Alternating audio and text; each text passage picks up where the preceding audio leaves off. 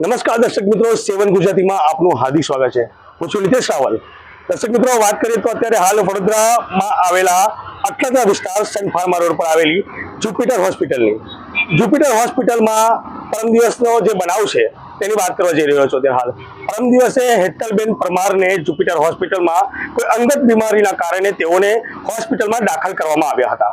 ત્યારે અચાનક તેઓને તબીબ દ્વારા મૃત જાહેર કરવામાં આવ્યા હતા।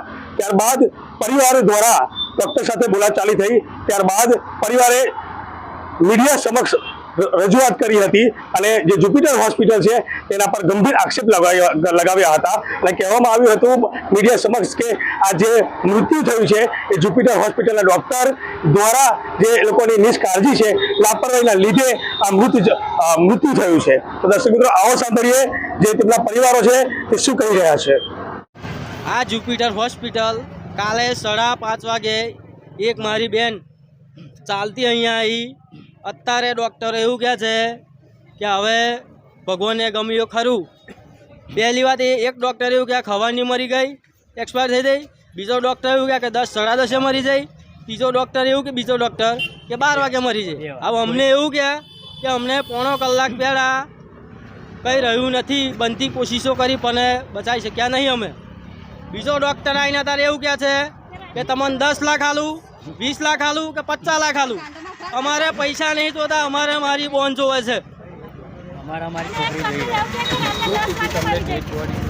ડેડ બોડી એવું કાંઈક અમે રિપોર્ટ કરાવીએ, પણ તમે પહેલાં હું કાં જુઠ્ઠું બોલ્યા કે ભાઈ જીવ છે જીવ છે। હવેરા કહી દેવું છે કે ભાઈ નહીં કશું, તો અમે આરામથી ઘેર નાહી જાત।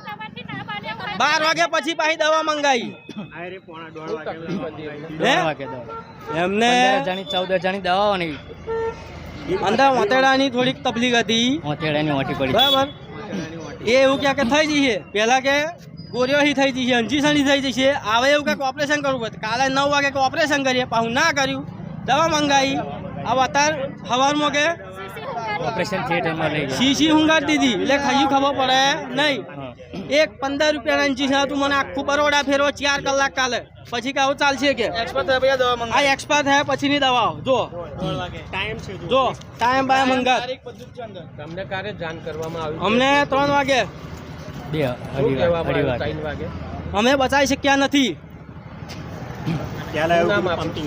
વિપુલભાઈ પરમાર।